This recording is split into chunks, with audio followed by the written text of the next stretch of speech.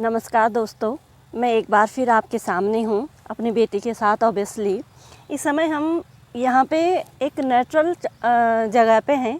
एक चाय का बागान है, ये उदया बाग, इससे आगे कोई गांव है। तो यहाँ पे हमने शूट करने का सोचा, हम दोनों माँ बेटी, है ना। लेकिन दोस्तों आज हैं हम जितनी खूबसूरत जगह पे, मेरी कविता का टॉपिक थोड़ा सा विषय थोड़ा सा दुखद है लेकिन हकीकत है। दुखद है लेकिन हकीकत है, क्योंकि हर इंसान के 4 आश्रम हमारे यहाँ पे होते हैं। तो एक तो होता है, पहला बाल्यावस्था होती है, तो उसके बाद माँ बाप शादी करके गृहस्थ आश्रम में बच्चों को भेजते हैं। तो ये गृहस्थ आश्रम पहले तो दोनों के लिए, लड़के और लड़की के लिए एक जुआ ही होता है। लेकिन हमारे भारतीय समाज में ये लड़कियों के लिए ज़्यादा जुआ होता है।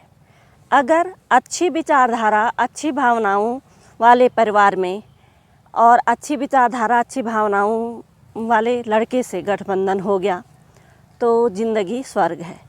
अदरवाइज़ अन्यथा ज़िंदगी किस तरह से मुरझा जाती है, किस तरह से बर्बाद एक तरह से हो ही जाती है।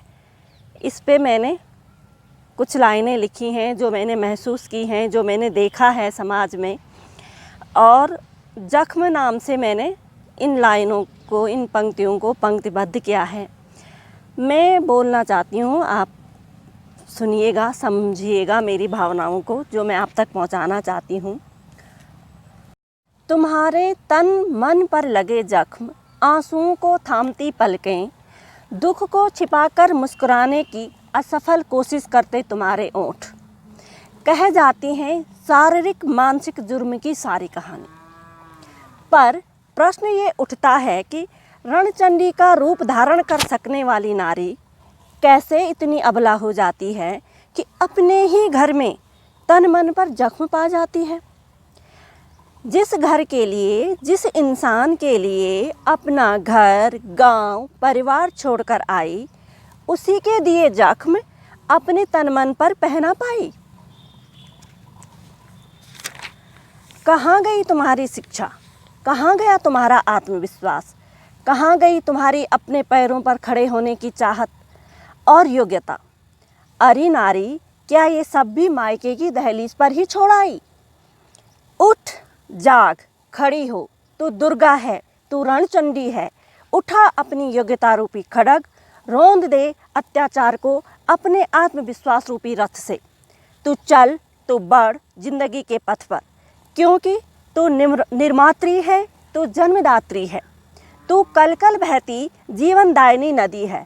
कर संहार अपने डर का, सामने वाले के अत्याचार का। उठ, चल, बढ़ जीवन पथ पर, क्योंकि तू निर्मात्री है, तू जन्मदात्री है। तो मैं कहती हूँ दोस्तों कि एक नारी में असीम शक्ति होती है। वो परिवार को एक करती है, कहीं कहीं तो परिवार को तोड़ भी सकती है, लेकिन वो दूसरा पक्ष है।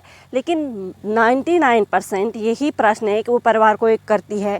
ईश्वर के बाद जन्म देने का शक्ति उसके पास है, लेकिन वो अपने ही और अपनों के द्वारा ही प्रताड़ित होती है, अत्याचार चाहती है। जो लोग ऐसा करते हैं वो तो बुरे हैं ही, लेकिन इन सब से दबना भी बुरा है। महात्मा गांधी ने कहा है कि अन्याय को सहना भी गलत है। तो आज स्त्रियों के पास बहुत सारी योग्यताएं हैं, उन्हें सिर्फ अपना आत्मविश्वास बढ़ाना है। अपने आत्मविश्वास के बल पर इन सब परिस्थितियों से पार पाना है और ज़िंदगी में आगे बढ़ना है। ज़िंदगी जीनी है, गलत को नहीं सहना है। धन्यवाद।